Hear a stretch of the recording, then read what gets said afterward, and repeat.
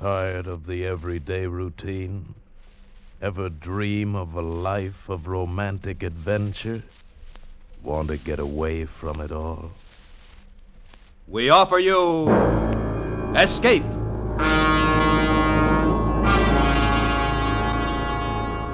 Escape, designed to free you from the four walls of today for a half hour of high adventure. Tonight, we escape to the island of Pelota in the South Seas, and an exciting tale of the strangest bargain ever made, as we bring you Letter from Jason, adapted from George F. Worth's famous story, Sunk.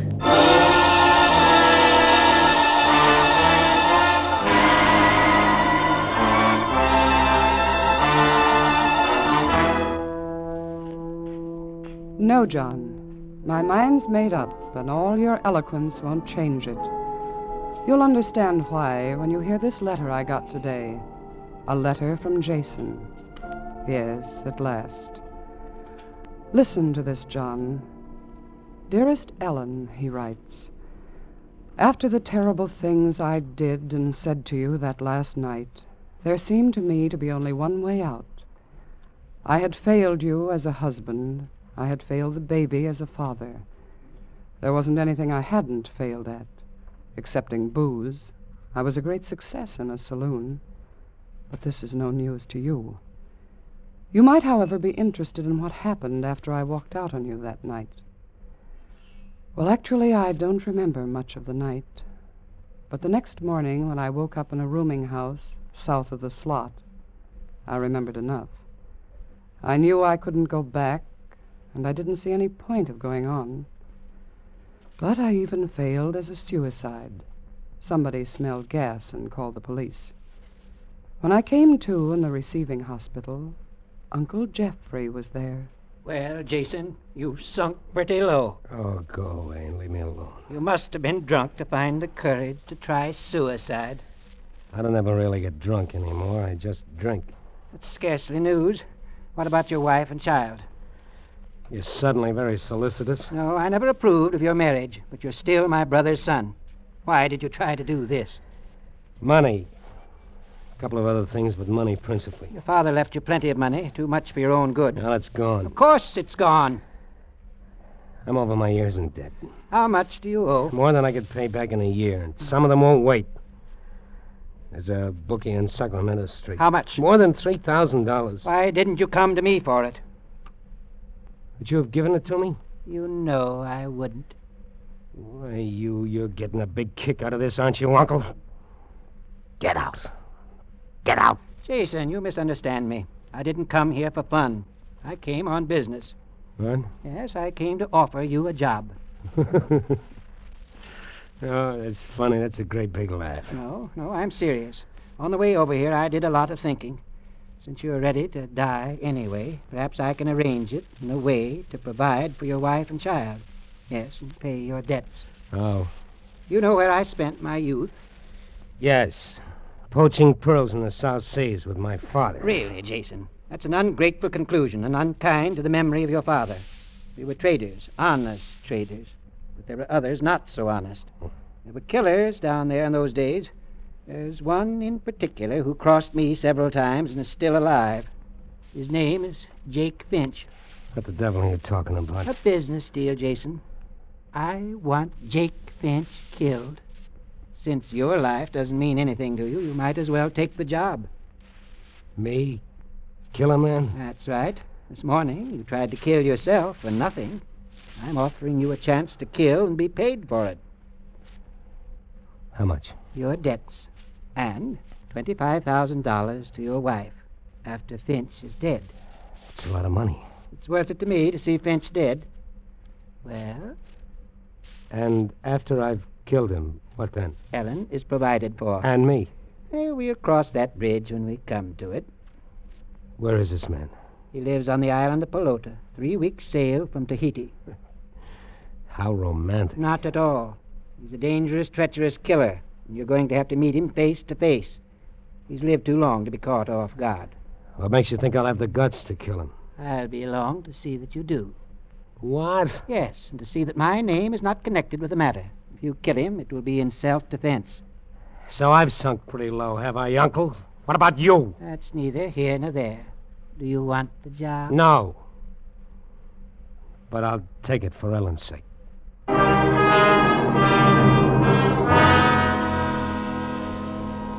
Yes, John, I know it sounds incredible, but don't be so hasty in your judgment. The letter from Jason goes on. I suppose if I hadn't been foggy with booze and gas fumes, I would never have accepted such a dreadful proposition, even though it meant security for you. But once I agreed, Uncle Jeffrey wasted no time. He paid my debt and sent you that $1,000 check as an advance on my murder fee. And in less than 24 hours, we were slipping through the Golden Gate, bound for Tahiti.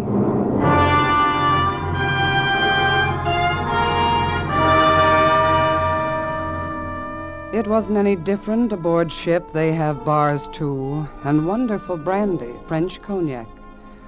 I was really enjoying life, a cruise to the South Seas, all expenses paid.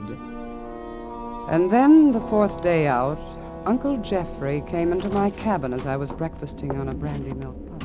Good morning, Uncle. Everything ship-shape topside? Jason, it's time we got down to business. Oh, sure. Anything you say. Do you understand what I'm saying? Sure. Go ahead, Uncle. Here, you better get used to the feel of this. A gun? Is it loaded? Naturally. Pick it up. It's heavy. Yes, it's a .45. Tear a hole in a man the size of a silver dollar. Never held a gun in my hand before. Aim it. There, at your reflection in the mirror. What's the matter, Jason? Your hand's shaking. You're perspiring. I can't. I can't. You must. Remember, if you want your wife to get that money, you'll have to kill Jake Finch, not just try to kill him. I need a drink. I need a drink bad.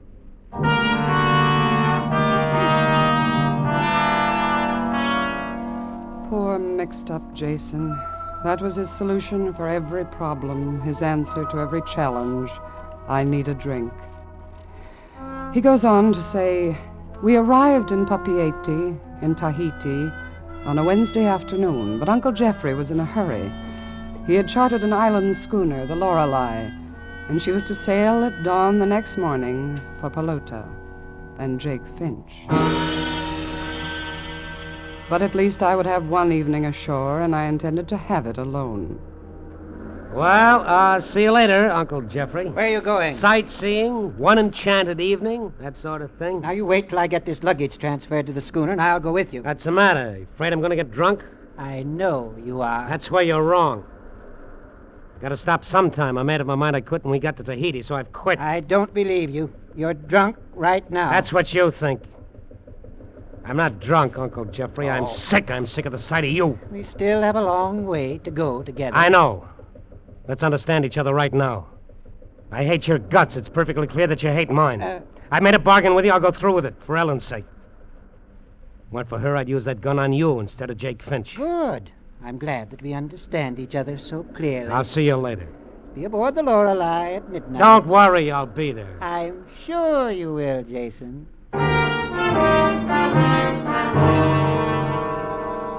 Papeete, the letter goes on, is not the South Sea paradise we dream of back home. Unpaved streets, miserable natives, provincial French colonists, but plenty of bars. I avoided them. I headed for the big hotel and a table on the terrace. Take away the palm trees and the French accent, and it was about as exotic as the commercial house in Sioux City.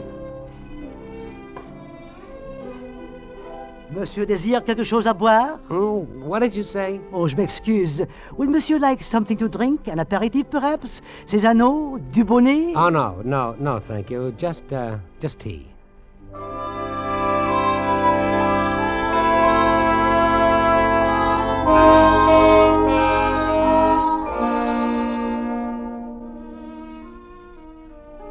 Garçon! Oui, monsieur? My check, please. Tout de suite, monsieur. You know, that tea, that's pretty vile stuff. Was there something wrong, monsieur? It is the very best oolong. Oh, no, I guess it was all right for tea. Oui, monsieur. Voilà, monsieur. Here you are. And keep the change. Oh, merci beaucoup. Oh, say, tell me, what's a good place for dinner? Oh, ici, monsieur.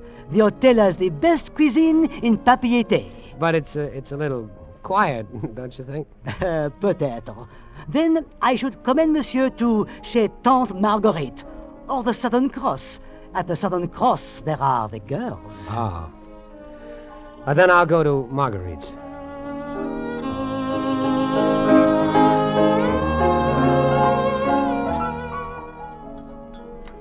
And with the dinner, monsieur desires to drink? Water. Water? Yeah, just water. But if monsieur will permit, we have a proverb in my native Normandie. Un repas sans vin est comme un jour sans soleil. Yeah, I'm sorry. I don't understand French that well. A meal without wine is like a day without sun. Oh. And surely with the cuisine of Tante Marguerite, one must not drink just water. Besides, the water in Papier-Té is not safe. I myself have lived here more than 20 years, and never have I tasted the Papier-Té water. Oh, no, no, no. I would recommend wine, monsieur. I urge it. With the langouste, a dry sauterne, monsieur. Oh, well. Well, very well. A small bottle, then.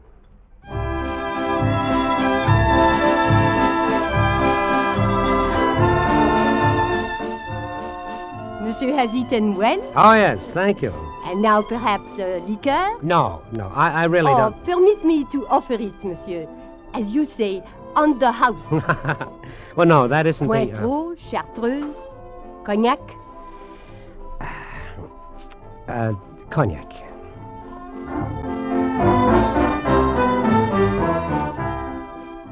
Oh, it's an excellent dinner, madame. An excellent liqueur, and the world begins to look all right again. Of course it does, monsieur. Of course it does. And now, madame, tell me, you know of a place here in Papier-Té called, the Southern Cross? And who does not, monsieur? Tell me how to get there, will you?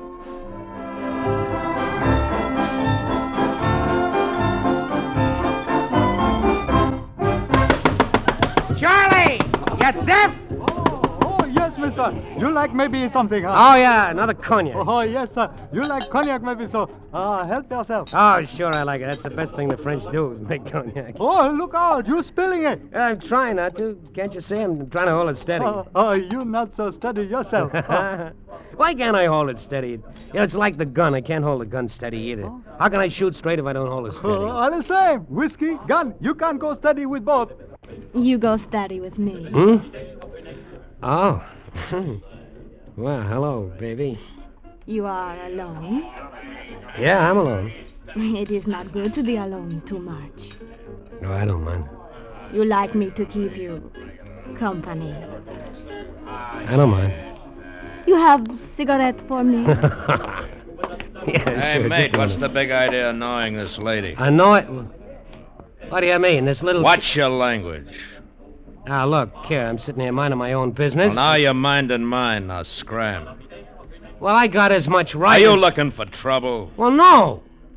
But it seems to me you are. You little jerk. Okay, boys, carry him out. Nice work, sister. Here's your 100 francs. Thank you, Captain Steve. You want me to make change? Not now. Some other time. I got work to do now.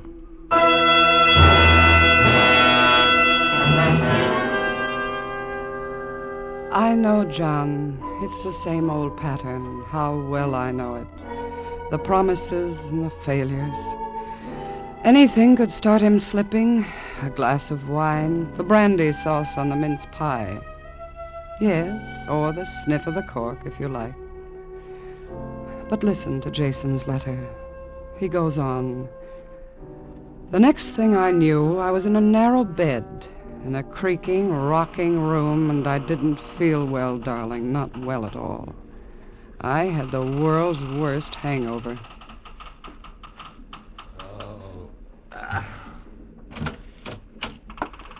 Oh. Good morning, Jason.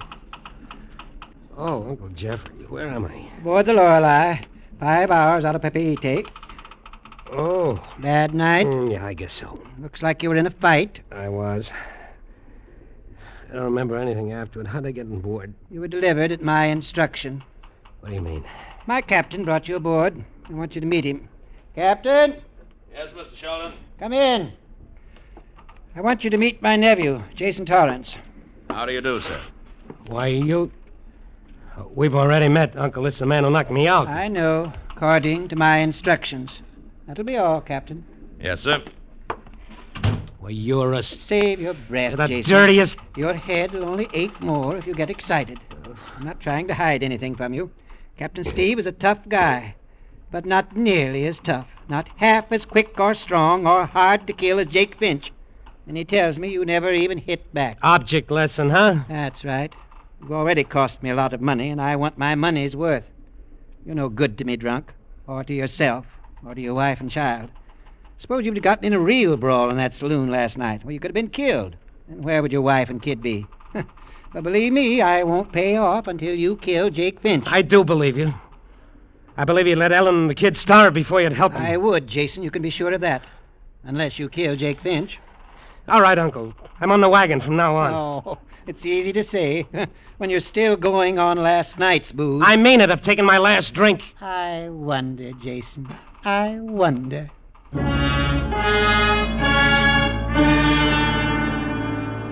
After he had left the cabin with that sneer on his face, Jason writes, I lay there hopeless and nearly helpless.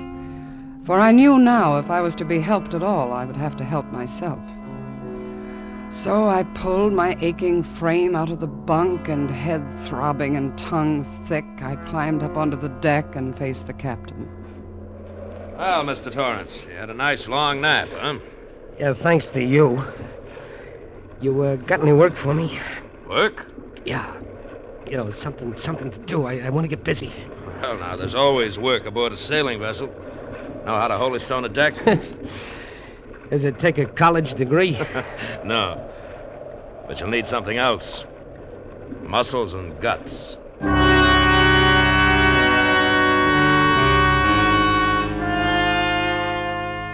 Who said it gets easier day by day? Jason writes. It didn't for me. I was stiff and sore from using muscles that had never been used before, and the only thing I wanted was a drink, just one drink to ease the pain. But I knew I'd never stop with one. It got tighter and tighter inside me, and there had to be a breaking point. And then on the 10th day out, the captain sent me up to secure a block on the mainmast. The sea was kicking up a little, and when I was 15 feet above the deck, the schooner lurched suddenly. I lost my grip and fell. I grabbed at the shroud, and it bit into the skin of my palms, and I hit the deck and lay there for a moment, shaking with fear, knowing that this was the end of my fight. Then I got to my feet, ran down to the galley, and opened the cabinet where I knew the captain kept his brandy. Having a little nip, Jason? Yes! I'm through. With your rotten bargain, your Jake Finch, and your... Through with Ellen and the baby. Through with keeping your word. Back where you started from. A gas-filled room, trying to commit suicide. Well, go ahead. What are you waiting for? You've got the bottle in your hand. Go ahead. Take your drink. Shut up! What are you waiting for, Jason? Shut up, shut up! Just remember, Jason, one drink will finish you. Jake Finch will kill you, and Ellen won't get the money. I'm a businessman, Jason. I made a bargain. Don't think I'm going to renege. I didn't want you to marry Ellen in the first place, remember? She won't get a penny from me when you die. Remember that. Be careful, Jason. You're trembling so, you might drop the bottle. Maybe you do need a drink, Jason. Think it over. It's an easy way out, and I won't embarrass you by staying and watching. Murderer! You dirty murderer! I won't touch a drink! I won't touch it! I'll show you! I'll show you!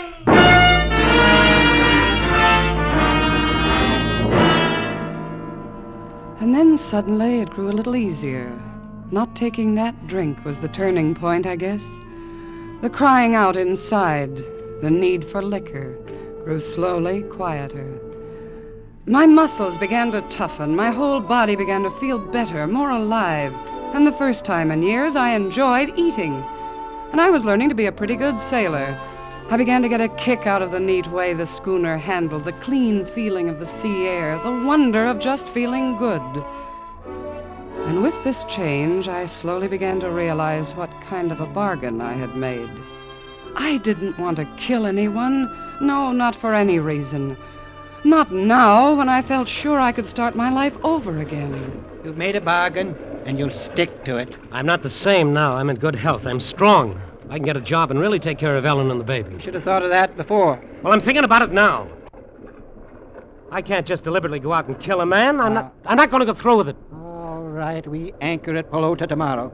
If you refuse to carry out your end of our bargain, I'll put you off the schooner and leave you there. You won't see a ship for more than 6 months. And when it does come, you'll have sunk lower than you've ever been. You won't have passage money back to San Francisco. You'll die in Pelota. And Ellen won't see a penny of that $25,000. You do that? In a second. But I'll pay you back the money you lent me. I'm not interested in that. I want Finch killed. Believe me, he has it coming to him. I don't care what he's done to you. I'm not going to go through with it. Not only what he's done to me, Jason. I didn't want to tell you before. I never told you how your father died. No, you never did. Jake Finch killed him, Jason. Jake Finch killed your father.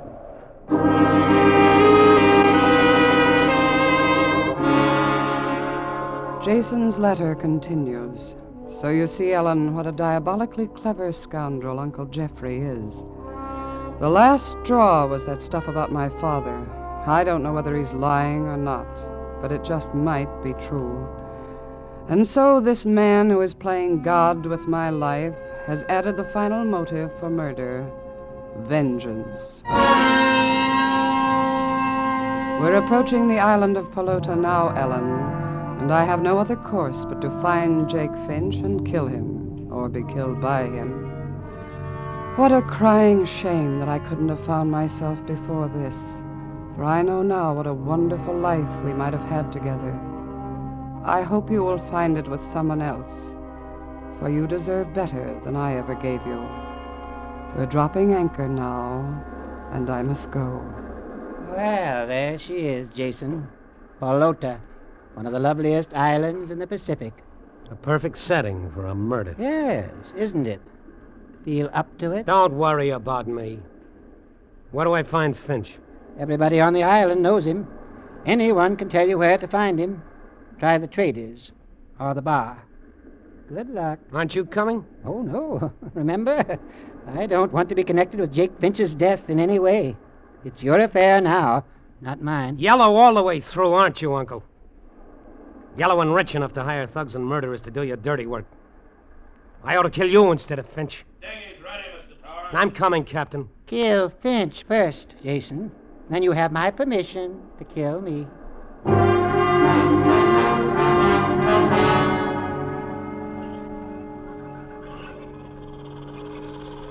Good day to you, sir. Good day. Put in for supplies, have you? No. Well, we've got everything a trim little schooner like yours would be needing. Look, can you, tell me where I can find Jake Finch? Jake Finch? What do you want with him? Well, that's my business. Where is he? I couldn't say exactly. He might be down on the beach this time of day. Thank you.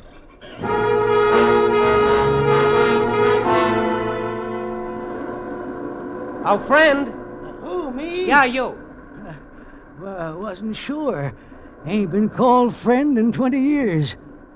What can I do for you, stranger? I'm looking for Jake Finch. Well, don't look at me. I ain't him.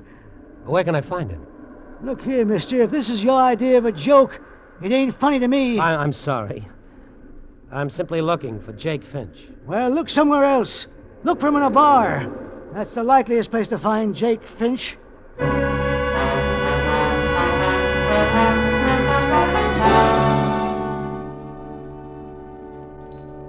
Yes, sir. What'll it be? I got the finest brandy on the island. 4 years old, it is. No, thank you. I'm looking for someone, but the place seems to be empty. Oh, who are you looking for? Jake Finch. Jake Finch. What do you want with him? I've got business with him. Yeah? What kind of business? He inherited $1 million or something? No. But I want to settle a debt with him. Okay, mister. He's in the back room. This way.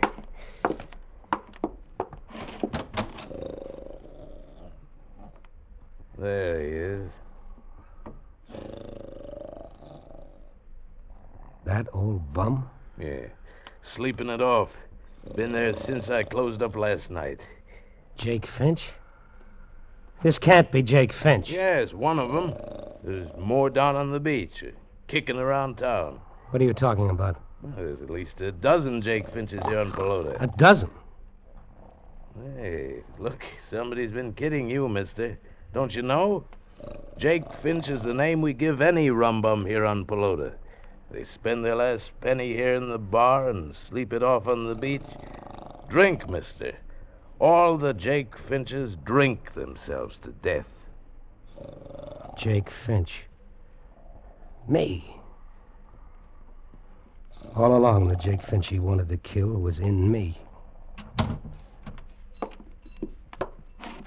Hey, where you going? I've got an apology to make. You look like you need a drink. How about one for the road, huh? No, thanks. I don't drink.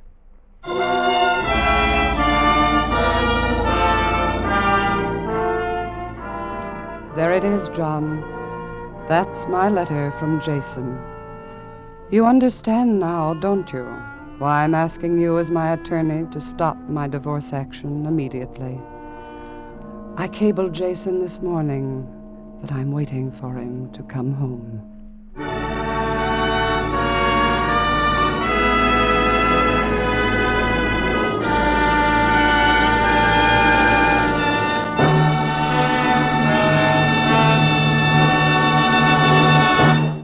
Escape is produced and directed by William N. Robeson.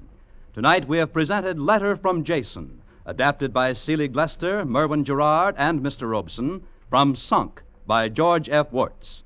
Featured in the cast were Frank Lovejoy as Jason, Will Gear as Jeff, and Kay Brinker as Ellen. Special music was arranged and conducted by Del Castillo. Next week. You are lying on a small knoll in the prairie west of the Platte River. In a few moments, dawn will herald the attack of the encircling Apaches. An attack of such fury that for you there can be no escape.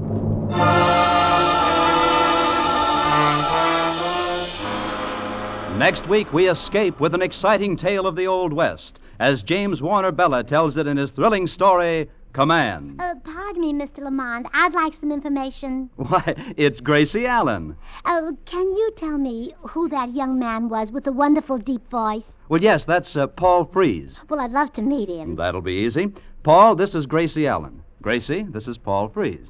Hello, Gracie. Or should I call you Mrs. George Burns? Well, yes, you should. You see, I've been Mrs. Burns ever since that day when a certain tall, handsome man came along and pronounced George and me man and wife. I see. But it's George I've come to talk to you about. You have such a beautiful voice yourself, so I thought if you let him sing on this program, our sponsor will hear him and realize how great he is. Then he'll let him sing on our program Wednesday nights. Well, Gracie, this is not a musical program. This is Escape. Well, George can make your program more popular. When he sings, everybody will be looking for Escape. I'm sorry, Gracie. I'll have to turn you down. Oh? Well, goodbye, Mr. Freese. You are a cold man. Goodbye, Gracie. Be sure to listen next week, same time, when once again we offer you Escape. This is CBS, the Columbia Broadcasting System.